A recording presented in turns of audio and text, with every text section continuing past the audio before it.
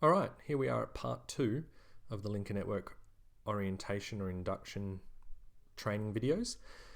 We're going to have a look at what we can do different with clients. So some of the tangible direct interaction elements, the tools or the enablers that frontline staff can use to bring about that new and improved experience that will result in improved outcomes for people and families in the community. So let's start with the think like a linker. I mean, it's called the linker network, and this linker function is really key to a lot of the thinking that sits in and around and behind the whole concept of the linker network.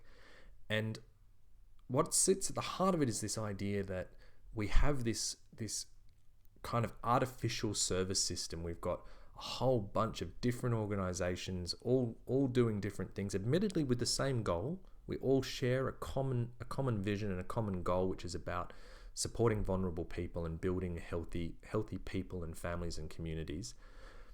But we don't necessarily do it in a consistent way. And the result of that, of course, is then people, when they need to get some help or some support, don't always know where to go. It's not immediately clear. And when they get there, often the first place they go to isn't the most appropriate place for them to have their needs met, or indeed often they need more than one service or organization or agency to support them to get to the ultimate outcomes that they need around being independent and thriving. And so what we want to do is we want to take away the hard part of that. We want to insulate the client or the family from that disconnectedness. And to do that, we want to create this kind of linker function. And it really is going to function or operate in two kinds of ways. One is as a referral, an improved referral process. And the second is as a kind of relationship manager, where that client has a connection with a worker and wants that worker, that linker, to help them to navigate the system. So let's have a look at that first step, which is that initial kind of referral process. And I think most organizations, most people who are listening to this will go, we do that. We make referrals. People call or walk through the front door of our organization. We're not necessarily the best organization to meet their needs, and we refer them on to someone else. We all do that differently. We have referral processes. We're tapped into different services, tools such as HSNet, and there are local printed directories of what the different services are. Or we just build up our own knowledge of who's out there. And someone walks into your organization and says, "Oh, look, I'm looking for a food package," and you say, "Look, we don't do that here, but I know that family support down the road do. Here's the details. Here's the phone number. Good luck." Sometimes we do that depending on the needs of the client in a more complete or more rigorous kind of way. So we might call the person's looking for some counselling, and we say, the type of counselling that you need, this other organisation does that really well, and I think they're going to be the best people to help you. Let's give them a call together. Hi Jenny, I've got a client here who needs some counselling. Can we make an appointment? Terrific, thanks. Okay, great. And then before that person leaves, you write down some details for them, where they're going to go. They're going to go and have an appointment with Jenny. What we learned in the development of the linker network is that by and large, we're doing that pretty well. But there is a missing piece of that puzzle, and this is the bit where people are really falling through the cracks. And the missing piece is, after they leave our service, having been referred, whether it's over the phone or face-to-face, there is no follow-up largely, and I'm not saying exclusively, there may be examples of this out there, but what we're trying to do is create a level of consistency across all organizations in the linker network. And what we want to build is a point of follow-up. So if I go back to that example, clients come in, they've asked for some counseling. My organization isn't the best organization to give them the kind of counseling support that they need. I've called the other organization with the client there. We've made an appointment. I've written that down, and they've left. What I've done before they've left is I've said to the client, is it okay if I give you a call and check in with you to make sure that you got there and that counseling was suitable for you? And if they've said yes, I go, great. And in fact, we've created a little tool here, a referral card that we can use. And once again, it's an optional tool. We've tried to make it easy, and if you'd like to use the tool, that's fantastic. If you've got another way to do this, the important point is that we've given them some information about what's going to happen next, and we've asked them, can I follow up with you? Now, if they say no, that's totally acceptable, of course. But what we want to do is call them back the next day or whenever it was. It might be a couple of days, and indeed for counseling, it might be a couple of weeks before that appointment is going to happen. And we want to call up and say, hi, how did you go? Did you get to that appointment? Yes, I did. Was it good? Yeah, it was really good. Thanks. Okay, terrific. Nothing more to do. 2-second, 20-second conversation. Or that conversation might go, well, I did go, but I didn't like them. And you might say, well, did you make a follow-up appointment with someone else? No, I didn't. Can I support you again to do that? Can I help you find another counsellor? Actually, that would be great. Or, no, I think I'm quite confident to do that on my own. The other scenarios, you might ring up and say, did you get to that appointment? Oh, no, I didn't. My kid was up all night screaming, and I felt terrible, and I slept in and I missed it, and I was too embarrassed. I didn't call and cancel. I was too embarrassed to go back. Can I make that appointment again for you? Or can I recommend another counsellor where you won't feel embarrassed, and we'll make an appointment with them? This is a critical piece of the puzzle, and a critical part of this linking function is saying we're going to make these referrals, and we're going to effectively hold people's hands until they get to the place they need to get to. Now, this isn't going to work perfectly, and there's going to be times when we call to make that follow-up call and no one answers, and each organization will have to look at its own capacity around how many times can it continue to effectively chase people. It might be 1, it might be 2, it might be 3. Again, that's up to your organization and your own capacity. Certainly, clients probably don't want to be harassed and have you calling them 10 times to ask, how did you go with that? But I don't just think, what the Linker Network is saying is it's critical that we invest in this new step in a referring process where we're actually checking to make sure that the person got to where they need to get to. Because if we're missing them there, we're missing a fundamental opportunity to give them the right support. The other part of that is that they get to that service and they had a good experience, but they come back to you because you were so helpful, and they say, actually, what I need now is some advice around tenancy. And you go, great. Look, again, we're not the best people, but the legal service down the road is, let me help you get there. And over time, you start to build up this natural relationship with this person. And when we looked at what works well in our sector, what we learned was people got the best experience and the best outcomes from community services and the NGO sector when they felt like they had a good relationship with someone who was working to support them. And this is a very human thing, this relationship connection. We do it ourselves, with family and friends. We go back to that person who we have some history with, who understands some of the challenges that have brought us to where we are in our lives.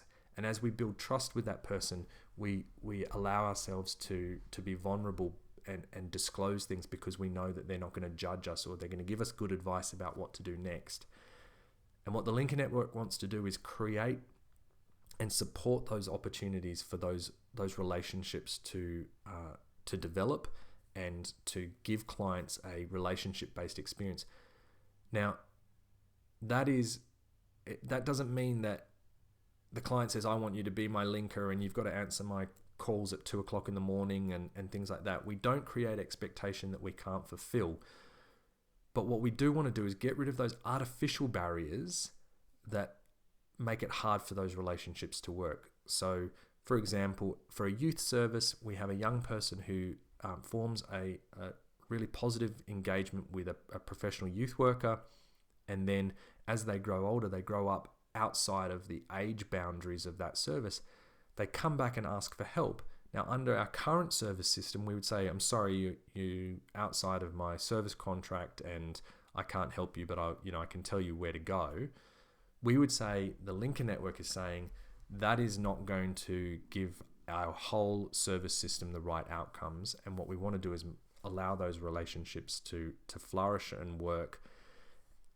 And we can only test this as an assumption around how, when we start working collaboratively around this, rather than saying, these are my clients, these are your clients, this is where my funding boundaries begin and end, but actually just responding to the needs of people in our community as best as we can, without getting caught up in the technicalities of funding and things like that. Logic says that that is what's going to drive overall better population level outcomes for all of us. And the department is agreeing with that by saying, let's start working like that through the linker network. There's a case study here. I'm not going to go into it. You could go and have a look. And if you want to have a bit more of an understanding about how that kind of relationship stuff works and how that referral process works, you can have a look at that. We've also created a little linker network cheat sheet. And this is helpful to, keep grounding our thinking in that linking process. Because at the end of the day, it's not actually what we're doing. It's actually about the thought headspace that we're in when we're interacting with clients.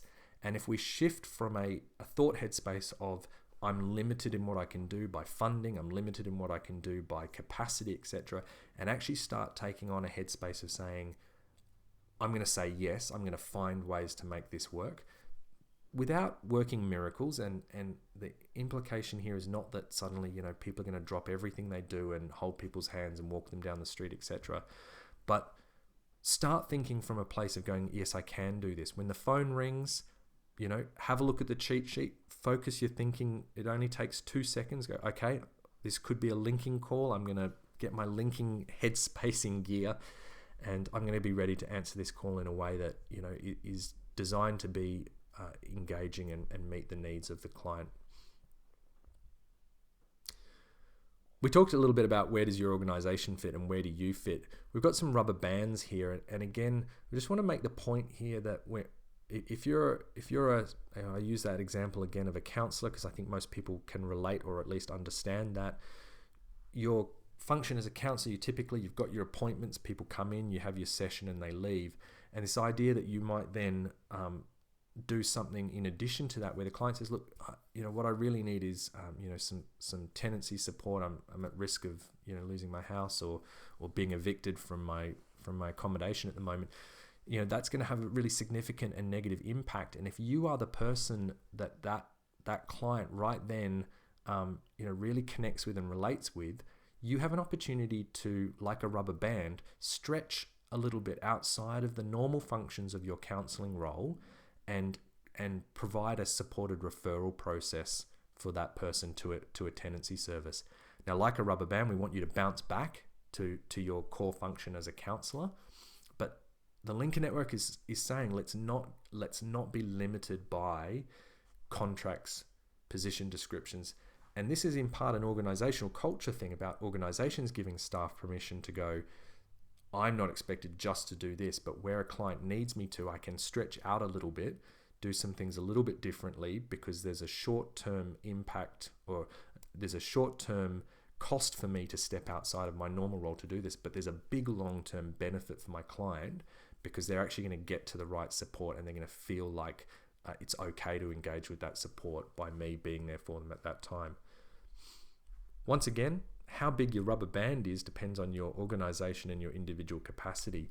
If you're a 4-hour-a-week volunteer, front desk reception volunteer, you're certainly not going to allow yourself to be in a position where you're having to give a supported referral or indeed you're not being asked to stretch your rubber band and become a counselor. Keep it in context of your role and your organization, but also allow yourself to stretch a little. Okay, let's talk about the linker network plan. The linker network plan is designed to allow clients to feel in control, to have some agency over what's happening. We do have a complex system. There's lots of different service providers with lots of different services and programs and options. What it is a client needs should really be what they choose. And we can guide them in that process, but we want them to see the big picture and understand what's available to them. We want them to have some agency and some ownership about which parts of the service system are going to most benefit them or they're going to most relate to. They also want to understand what's going to happen next for them. And I think one of the best ways to think about this is to think about a travel agent. We all go to a travel agent for different reasons, and we have different levels of need when we go. And I think that's the same for our clients. Sometimes we might go to a travel agent and all we want is the brochures. We've got no intention of booking a flight or anything else. We just take the brochures, and that's okay. Sometimes we go and we want the travel agent to book the flights and organize the visas. But when I land on the ground, I'm going to find my own taxi at the airport, and then I'm going to travel into the CBD and I find my own hotel, etc. Or some clients go and say, look, I don't really know where I want to go. Can you give me some advice on which countries are going to give me this kind of experience? Then I want you to book my flights. I also want you to book me a private transfer from the airport to the hotel you've booked for me. And I want you to book my experiences that are, where a bus can pick me up from my hotel, take me out on a day trip and bring me back. Now, in that process, it's the client who chooses what country they go to. The travel agent might give them some advice. Oh, it's not a great time of year to go. That's really hot. Maybe you could think about going to this other place or change the time of year that you go. And this is what we do as workers. So we help a client to understand what their needs are. We help them to look at what the available options are, and we coach them or guide them about which might be the best. But ultimately, it needs to be the choice or the client's ultimate choice about what it is that they want to do. And the last similarity, the plan, the actual written down bit, is like a travel itinerary that your travel agent gives you. And of course, when you're traveling, you can use that to go, oh yeah, I know where I'm going next. And how many more days are we staying here? Oh yeah, it's written down here. Or if I get to a hotel and the hotel says, I'm sorry, sir, we don't have a booking for you, I can pull out my itinerary. I can say, well, have a look here. It's written right here. Oh, I'm sorry. Well, then I call my travel agent. I say, hey, look, I'm standing here with the concierge and they don't have, the travel agent will obviously do what they can to try and resolve that. So that's the Lincoln Network plan. That's what it looks like. There's some good, we won't go into this in detail now, but there's some good guiding information about how to use it. It's very simple. It's four quadrants on a single page. Once again, you can adapt the language. And critically, as a professional, you need to think about when is the right time to use this. Certainly the Lincoln Network plan is not intended as a tool that you would throw in front of someone's face the minute they walk through the door of your organization. This is something that you would use as you've built up some rapport and you're working with a client to start kind of unpacking some of the more complex needs and mapping some of those complex needs to a range of services in the service system. The last one we're going to talk about is coordinating client support. As people move through the service system, what we sometimes find is that they're receiving a support from more than one organization or agency. And what we don't have naturally in our service system at the moment is a trigger or a mechanism that kind of places some responsibility on someone to go, hey, maybe there's an opportunity here for us to coordinate that support. We look at it and we go, oh, I can see you doing that. And indeed, some people do proactively take that step. But again, the Lincoln Network is saying, let's look at the things that some people are doing really well, who are already doing really well, and let's replicate that. And let's ensure that everyone who's in the Lincoln Network is doing the same things. So what we've provided is a little, and again, we won't go through it in detail. You can go to the Lincoln Network website or you can grab the playbook to find the detail. But it's a simple set of seven steps, 7 questions where my client says to me, oh yeah, by the way, I'm also getting some drug and alcohol counseling from this other service. And I say to the client, do you mind if I give them a call, or let's do it together? Let's both call them and let them know that you and I are doing this work. And maybe there's an opportunity for us to work with that drug and alcohol counseling service to make sure that the support that we're giving you is the best support you can get. The client goes, you know what, I don't want you to talk to them. Oh, okay, I understand that, no problem. Or the client says, yeah, sure, I don't care what you do, or yeah, that actually sounds really good because it's frustrating and you guys are giving me mixed messages and it'd be good for you to talk to each other. And so you'd ring that organization, maybe you'd have the client on the call and go, hi, I've got the client here and you might not be aware, but we're doing some work with this client as well, and can we talk about how we might coordinate that support to be more effective and more impactful for the client? Now, we don't know what the outcome of those conversations are going to be. Perhaps equally often, the outcome is going to be nothing, no better outcome. But if 50% of those calls end in a system improvement that means a better coordinated level of service delivery for those clients, then that is an opportunity that we're not having at the moment that we can create by taking this action through the Linker network. So that's the end of part 2. We've had a look at that linking role, that idea, that headspace of linking people to the services as acting as that relationship manager, helping them to navigate that process, and importantly, that step of following up and making sure that they actually got there and the support was the right support for them. We've talked about the plan and having a new way of opening up conversations with clients around what is available to them and giving them some control and some agency about what's going to happen, and then kind of mapping that in a document that they can hold on to and use and understand. And then we've looked at some purposeful responses, some triggers that allow us to have new conversations with partner organizations and agencies where we're working together with a view to those services being delivered in a more collaborative way that's going to result in a better outcome for clients. That's not all of the direct client enablers and things like that are in the Linker network, but they're the critical ones we want to know about on day 1. So we'll stop there and have a look at part 3, which is some of the bigger picture organizational things that organizations want to do together in order to embed this culture of collaboration.